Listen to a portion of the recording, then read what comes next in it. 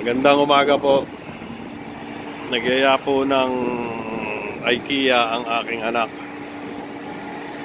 Kasi pinatawag po ako ng BMW. At nihatid ko po doon sa ospital na pupuntahan niya.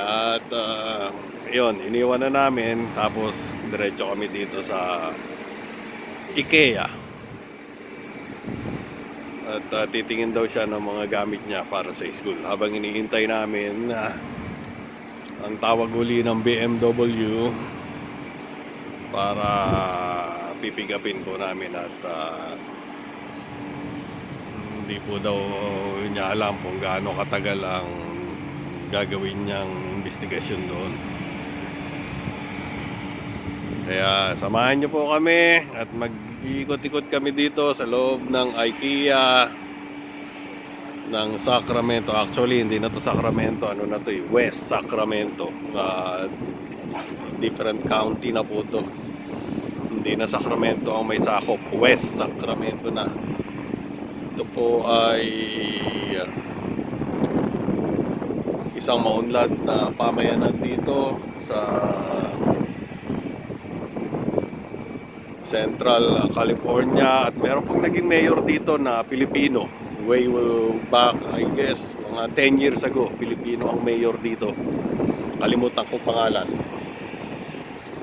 Parang sa atin ipinanganak, dito lumaki. Diyan sa Pilipinas ipinanganak, dito lumaki, tos naging mayor. At iniintay na po namin magbukas. Ayun, may mga tao na po sa may pinto. At pupunta na po kami doon. Papakita ko lang po sa inyo ang parking lot ng IKEA dito sa Amerika. Yan po ang parking lot. Doon po kami nakapark sa ayun, nakita ko na nasaan yung sasakay namin. Yan po ay mga solar panels. Yan po ang nagpa-power sa IKEA.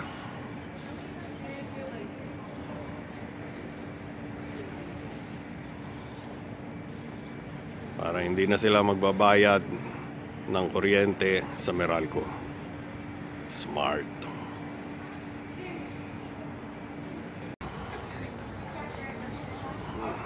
Marami na pong nag-aabang. Maliit lang po yung IKEA dito. Ang biggest IKEA in the world ay nasa Philippines po.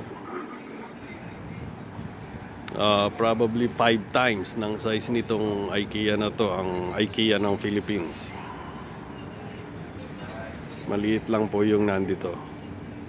Ay, sino tong batang to? Ayan na po, binuksan na po. Nagpapasokan na po ang mga people. Let's go.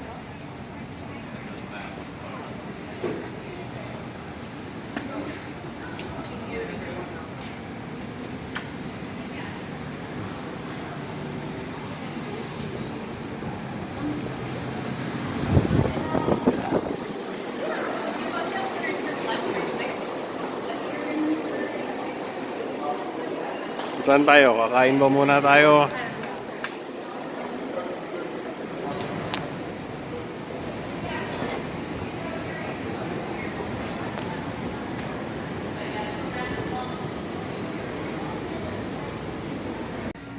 Ito po ang kainan.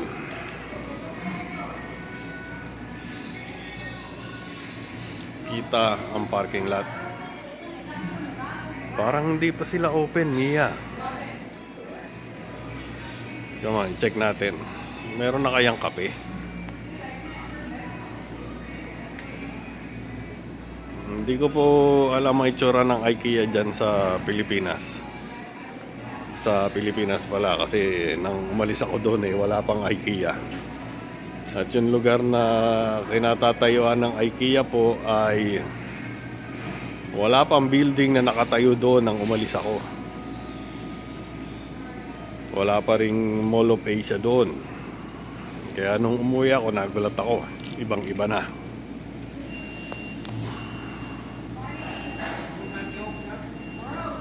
Ayan na po, kumakain na po ang Janakis ko.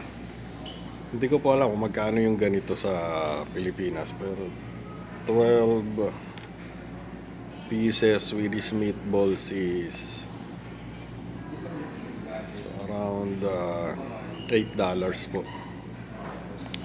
So mga 800 pesos. Ano, hindi. Magkano yung For $14 so mga 800 pesos.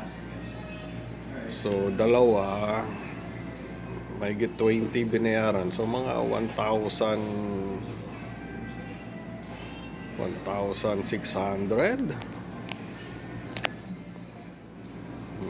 Hindi ko alam kung magkano sa atin. Hindi pa ako nakakain dun, wala pa ngang IKEA nung nandun ako. Masarap ba? Kakain po muna kami at mamaya magkagala kami habang hinihintay uli ang tawag ng BMW.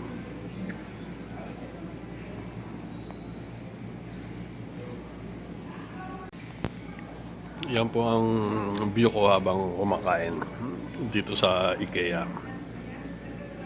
Yan po ang Interstate 80. Yan po ang isa sa pinakamahabang interstate dito sa US. Continental United States. Simula po yan San Francisco hanggang East Coast. Hindi ko alam kung hanggang New York or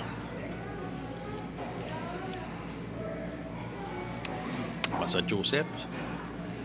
Napakahaba po niyan, tila 10 balik simula Ilocos hanggang Mindanao. Non-stop, walang traffic light yan, dire-diretso yan, ikaw ang susuko. Siguro mga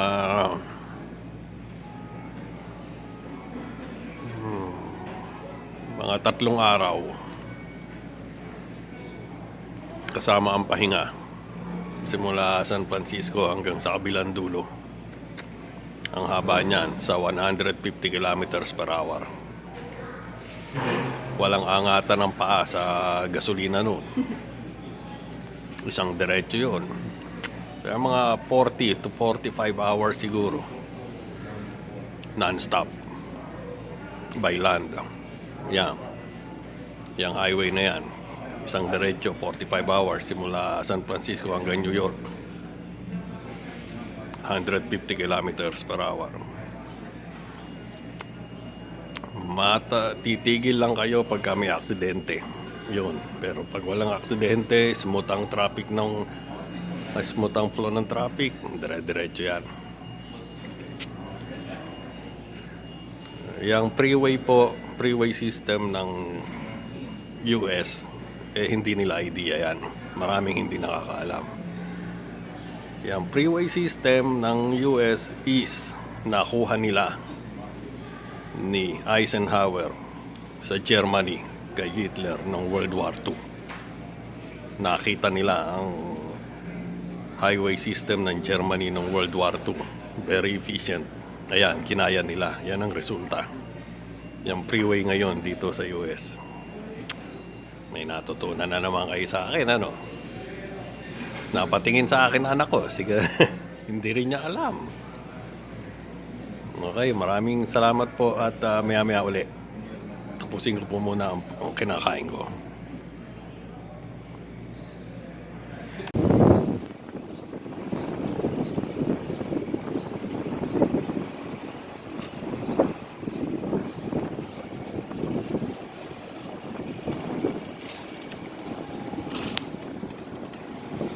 Bro, this kid.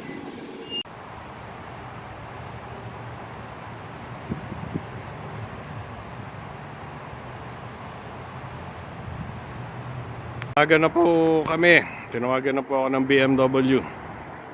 Pipick upin ko na po. Ito, iniintay na po namin sa parking lot at uuwi na po kami. Maraming salamat po ulit sa pagsama ninyo sa amin ngayong araw na to. Uy, sino yan? Parang 5 years old eh. Okay. Ayos. At sana po ay ligtas ang lahat at ingatan po natin ang ating mga sarili at ang bawat isa. At hanggang sa muli po. Maraming salamat po uli. Mabuhay. Mabuhay.